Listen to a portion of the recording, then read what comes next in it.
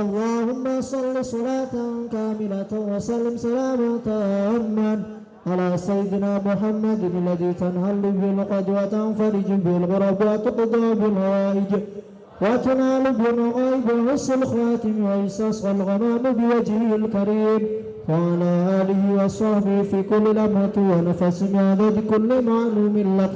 اللهم صل صلاة كاملة وسلم سلاما تاما محمد الذي تنحل به العقد وتنفرج به الغرب وتقضى بالهوائج وتنال بالغيب وحسن الخاتم ويستصغى الغمام بوجهه الكريم وعلى آله وصحبه في كل لمحة ونفس بعدد كل معلوم لك.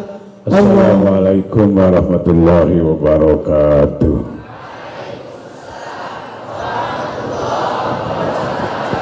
Bismillah, alhamdulillah, wassalatu wassalamu ala rasulillah wa ala alihi wa sahabihi wa mawalah amma ba'dah.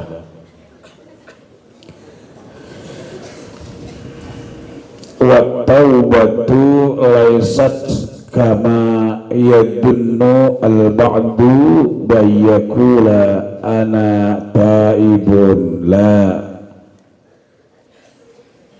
Wa taubatu utawi taubat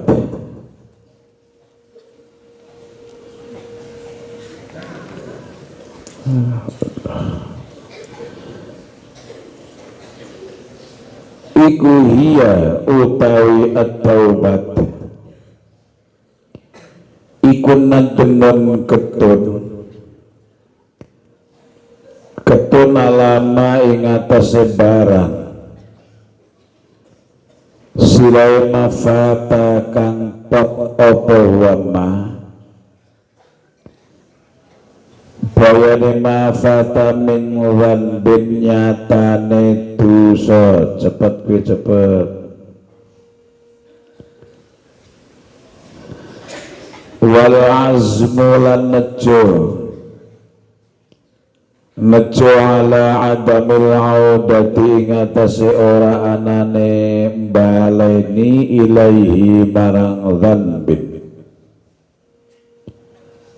waraddun lan nolak lil madzalimi marang pira-pira kezaliman wa tawfiyatun lan nuhoni lil hukuki maring pira-pira hak wa tadarru ulad dipi ilallahi marang Gusti Allah bitolabil maghfirati kelawan golek pangapuran waman lan utawi sapa wong iku lazama lamun netepi sapa waman netepi ala istighfar ing nyuwun ngapura fariha mengko bungah mengko ridho sapa Allah Gusti Allah anhu saking man atau diangkat waktu dikau mengusola kondo maskeran warasa kaulan ngeresgani sapa Gusti Allah ing man min haitsu la yatasibu saking sekiranya ora nyono sapa man wa afdalud du'a utawa utamane donga iku ma barang sire manja akang teko bihi kelawan nggawa ma apa Al-Qur'an Al-Karim kang mulya au uthira atau den pilih apa wa ma'an nabi saking kanjeng Nabi sallallahu alaihi wasallam. Ini bicara soal taubat. Kemarin dijelaskan bahwa salah satu adabnya berdoa, sebelum berdoa kita istighfar dulu, kita taubat dulu agar doanya mustajab. Tapi yang namanya taubat itu bukan sekedar ana taibun, mohon ampun ya Allah, saya mohon ampun, bukan sekedar membaca istighfar, tapi lebih jauh daripada itu, bahwa wat taubatu ihya nadmun. Pertama, taubat itu adalah menyesal akan perbuatan dosa yang telah dilakukan. Menyesali perbuatan ini menjadi penting. Ya, jadi kalau ada orang bertaubat tapi di dalam hatinya tidak ada rasa penyesalan sama sekali, bahkan dia bangga dengan dosa-dosa, istilah Epit GAD, bangga dengan dosa-dosa, melakukan dosa bangga, itu taubatnya tidak diterima. Meskipun sudah nggak melakukan. Kadang kita temukan di masyarakat orang yang sudah sepuh bercerita ketika masih muda, wah aku zaman nom ki bin wis pokoke apa saja maksiat tak lakoni kabeh. Yang namanya ini semuanya sudah saya lakukan. Terus saiki aku ora wis tuwa. Udah zaman nom wis aku kok ora ono tandingane. Nah, dia bercerita dengan bangganya. Bercerita dengan bangga akan dosa-dosa yang telah dilakukan. Ini meskipun dia sudah tidak melakukan lagi, taubatnya belum diterima. Karena apa? Karena belum ada rasa penyesalan. Harus ada penyesalan. Satu. Yang kedua, wal azmu ala adamil audah ilaihi. Yang kemudian yang kedua, niat untuk tidak kembali melakukan. Ya, jadi niat memang niat dengan serius untuk tidak lagi melakukan dosa itu. Jadi semacam berjanji kepada diri sendiri untuk tidak akan pernah melakukan. Ya, setelah menyesali, menyudahi. Niat tidak akan melakukan lagi. Kalau orang berbuat dosa, ya, terus kemudian dia masih ada rencana-rencana ketika ada kesempatan akan melakukan lagi, maka dia taubatnya belum bisa diterima, dan itu bukti bahwa dia taubatnya belum benar. Jadi praktis, kalau sudah taubat sudah mantap, tidak akan melakukan lagi. Waraddun lil madzalimi lan balekaken ding, waraddun lan balekaken lil madzalimi, orang nolak orang yang balik, waraddun lan balekaken lil madzalimi berbeda kalimat. Ya, jadi di dalam Ihya itu dijelaskan taubat itu siji getuni mareni niat ora baleni. Nih getuni ya menyesali, menyudahi, dan niat tidak kembali lagi. Itu syarat dosa. Syarat apa? Syarat apa? Satu, menyesali perbuatannya. Yang kedua, menyudahi perbuatannya. Yang ketiga, niat tidak mengulangi lagi. Paham ya? Kalau tiga unsur ini sudah terpenuhi, insya Allah baru taubatnya diterima. Tetapi kalau tiga unsur ini, menyesali, menyudahi, dan niat untuk tidak kembali melakukan, tidak terpenuhi. Misalnya menyudahi perbuatannya, niat tidak kembali, tapi tidak ada unsur penyesalan, tidak sah taubatnya.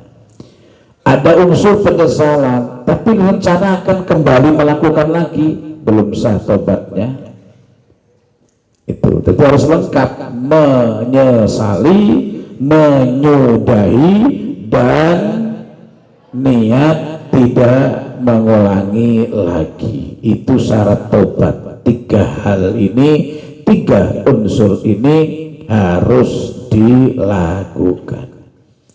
Ditambah kalau dosanya itu dengan hak adab, kan dosa itu ada dua. Satu hakullah, yakni dosa yang hubungannya dengan Allah, seperti tidak sembahyang, seperti tidak puasa, seperti lagi tidak zakat, seperti lagi tidak mau belajar ilmu agama, ya, seperti lagi sholat sembahyang tidak memenuhi syarat-syarat rukunnya. Itu dosa-dosa dengan Allah. Seperti lagi sudah wajib haji tidak berangkat haji, itu hak-hak Allah. Ya. Kalau hak dosa yang berhubungan dengan Allah, tiga unsur tadi terpenuhi, insya Allah diterima. Getuni mareni niat orang baleni, menyudahi, menyesali, menyudahi, dan niat tidak kembali lagi. Tiga unsur ini terpenuhi, insya Allah makbul tobatnya kalau dosa yang hubungannya dengan Allah. Yang sulit adalah ketika dosa yang hubungannya dengan sesama manusia. Di samping tiga unsur tadi masih harus ditambah raddul mazalim, mengembalikan kezaliman-kezaliman. Maksudnya apa? Kalau kezaliman itu berupa harta, misalnya ngambil harta orang lain, menggosok orang lain, ini harus minta halalnya kepada yang bersangkutan. Misalnya sampean, sandal siapa saja yang pernah digosok, pakaian siapa saja yang pernah digosok, wajib minta halalnya, wajib minta maaf kepada yang digosok. Kalau tidak, taubatnya tentang itu tidak diterima dan urusannya sampai akhirat. Urusan sandal, ya, kalau akhirat ini tidak sepele ini. Besok nang akhirat ditulis, disidangkan, sidang gosok sandal cepit. Itu ditanyakan, kenapa kamu tanggal sekian jam sekian pernah memakai sandal yang bukan milik kamu? Ditanya.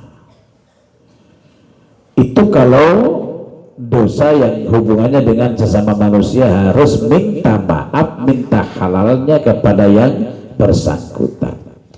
Kalau dosa kezaliman itu berupa misalnya pernah memukul orang lain tanpa hak, memukul orang lain tanpa hak misalnya, itu kan kezaliman namanya.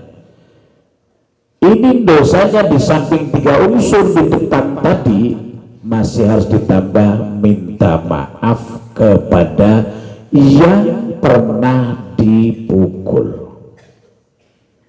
Minta maaf kepada orang yang pernah kena pukulan kamu tanpa hak.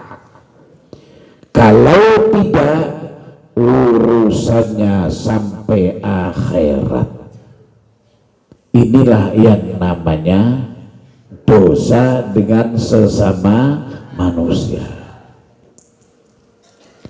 Kalau dosanya berupa ghibah, ngerasani orang, untuk bisa dimaafkan ghibah, dosa ghibah itu harus minta halalnya dengan orang yang dighibahi, orang yang dirasani. Wah, ini paling sulit.